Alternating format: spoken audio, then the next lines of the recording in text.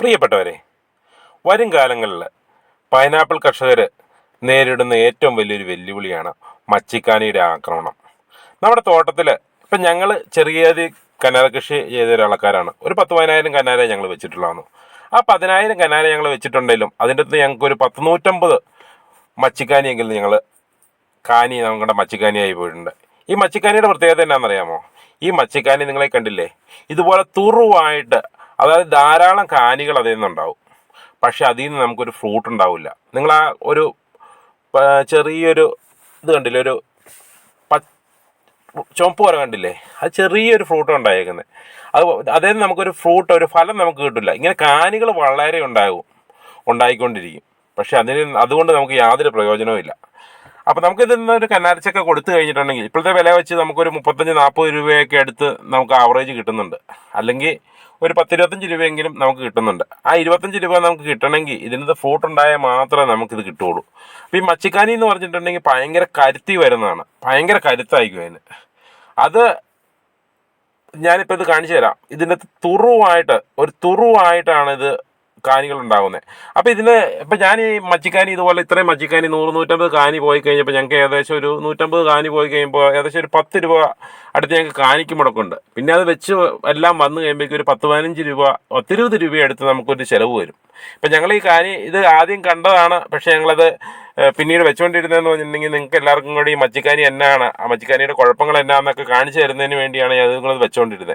ഇതുണ്ട്, ഇതിൻ്റെ കണ്ടോ, ഒരു 8 കാനി അടുത്തുണ്ട്. ഇപ്പോൾ 8 കാനിയുടെ ഇപ്പോഴത്തെ വില വെച്ച് ഒരു 8 കാനി നമ്മൾ വിറ്റ് കഴിഞ്ഞിട്ടുണ്ടെങ്കിൽ, ഇതിൽ നിന്ന് പറിച്ച് വിറ്റ് കഴിഞ്ഞിട്ടുണ്ടെങ്കിൽ നമുക്കൊരു 80 രൂപ എടുത്ത് കിട്ടും. അപ്പോൾ പല തോട്ടത്തിലെ പല മുതലാളിമാരും ചിലപ്പം അവിടെയുള്ള ഭായിമാരായിരിക്കും മിക്ക തോട്ടങ്ങളിലും പണിയെടുക്കുന്നത്. ആ ഭായിമാരൊക്കെ അവർക്ക് ഒരു കാനി നടത്തുന്നതിന് ഒരു 2 രൂപ 3 രൂപ കിട്ടും. അപ്പോൾ ഈ ഒരൊറ്റ കന്നാരേന്ന് അവർക്കൊരു 8 കാനി നമുക്ക് കിട്ടും. അപ്പോൾ എത്ര രൂപയാവും? 8 × 16 രൂപ എടുത്ത് ഒരു നിപ്പിന് അവർക്ക് കിട്ടും. അതുകൊണ്ടാണ് പല ഭായിമാരാണ് മുതലാളിമാരോട് ചോദിച്ചു കഴിയുമ്പോൾ പറയുന്നത്, ഞങ്ങളുടെ ഭായിമാരാണ്, ഞങ്ങൾ പണിക്കാരെ വിട്ടേക്കുവാണ്, ആ പണിക്കാരാണ് ഇത് പറിച്ചുകൊണ്ട് വന്നിരിക്കുന്നത്, അവരത് ശ്രദ്ധിച്ചില്ല എന്നാണ് അവരോട് ചോദിക്കാൻ പറയുന്നത്. പക്ഷേ ഈ മുതലാളിമാരായ ആളുകൾ, അല്ലാതെ കൃഷിക്കാരായ ആളുകൾ ശ്രദ്ധിച്ചില്ലെങ്കിൽ വരും കാലങ്ങളിൽ നമ്മുടെ തോട്ടങ്ങൾ നശിപ്പിച്ച് കളയുന്ന രീതിയിൽ. ഇപ്പോൾ ഈ കന്നാരയിൽ നിന്ന് 8 എണ്ണം നമുക്ക് കിട്ടി. ഇപ്പോൾ ഞങ്ങൾ ആ 100 എണ്ണം ഞങ്ങൾ വെച്ചുകൊണ്ടിരിക്കുകയാണ്. ആ 100 എണ്ണത്തിൽ നിന്ന് ഞങ്ങൾക്ക് കാനി കൊടുത്തു കഴിഞ്ഞിട്ടുണ്ടെങ്കിൽ തന്നെ ഏകദേശം ഒരു 5 കാനി വെച്ച് ആവറേജ് നമുക്ക് കിട്ടിക്കഴിഞ്ഞാലും 5 കാനി വെച്ച് ഞങ്ങൾക്ക് ആവറേജ് കിട്ടിക്കഴിഞ്ഞാലും നമുക്കൊരു, ഇപ്പം ഞങ്ങൾ ഈ പറിച്ച് കളഞ്ഞ ഈ ചെടിയിൽ നിന്ന് ഞങ്ങൾക്കൊരു 100 രൂപ കിട്ടും. അപ്പം ഞങ്ങളുടെ മുതൽ ഊരും ലാഭം ഊരും എല്ലാം ഊരും.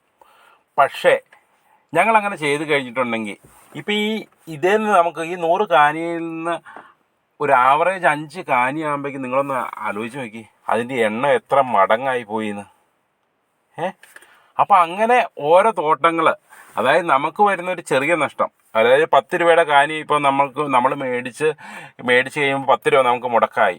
ആ മുടക്കായ 10 രൂപ നമുക്ക് നഷ്ടമായില്ലോ എന്ന് ഓർത്തുകൊണ്ട് നമ്മൾ ആ ഈ ഉണ്ടായി വരുന്ന മച്ചിക്കാനിയിൽ നിന്ന് ആ കാനിയെല്ലാം പറിച്ച് കൊടുത്തു കഴിഞ്ഞിട്ടുണ്ടെങ്കിൽ അടുത്ത തോട്ടത്തിലേക്ക് ചെല്ലുമ്പോഴേക്കും അതിൻ്റെ ഒരു അവസ്ഥ എന്നാ, ആ കൃഷി ചെയ്യുന്ന ആ കർഷകൻ്റെ ഒരു അവസ്ഥ ഒന്ന് ആലോചിച്ച് നോക്കി.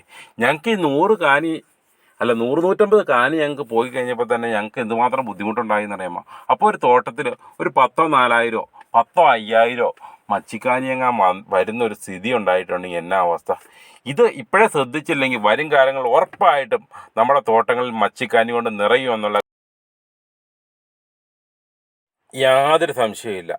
അപ്പം നമ്മുടെ തോട്ടങ്ങളിലുണ്ടാകുന്ന മച്ചിക്കാനികൾ അല്ലെങ്കിൽ ഇതുപോലെയുള്ള കാനികളൊക്കെ വന്നു കഴിയുമ്പം പണിക്കാരെ മാത്രം ഏൽപ്പിക്കാതെ ഒരു കനാർ കൃഷി ചെയ്തിട്ട് ഒരു 6 മാസം കഴിയുമ്പോൾ ജസ്റ്റ് ഒന്ന് ചെന്ന് അവിടെ ഏതൊക്കെ കാനികളുണ്ട്, മരുന്നൊഴിക്കുന്നതിന് തൊട്ട് മുമ്പ് ചെന്ന് മച്ചിക്കാനി വല്ലതും ഉണ്ടോ എന്നുള്ള കാര്യം ഒന്ന് ശ്രദ്ധിച്ചിട്ട് ആണെങ്കിൽ, അങ്ങനെയുള്ള മച്ചിക്കാനികളുണ്ടെങ്കിൽ നമുക്കുണ്ടായ നഷ്ടം അങ്ങ് സഹിച്ചുകൊണ്ട് അത് പറിച്ച് കളയുവാണെങ്കിൽ നമുക്ക് തന്നെ അത് നമ്മുടെ ഭാവിയിലേക്ക് ഗുണകരമാവും. അല്ലെങ്കിൽ നമ്മൾ ഇപ്പം ചെയ്തതിന് വലിയ വില കൊടുക്കേണ്ടി വരും.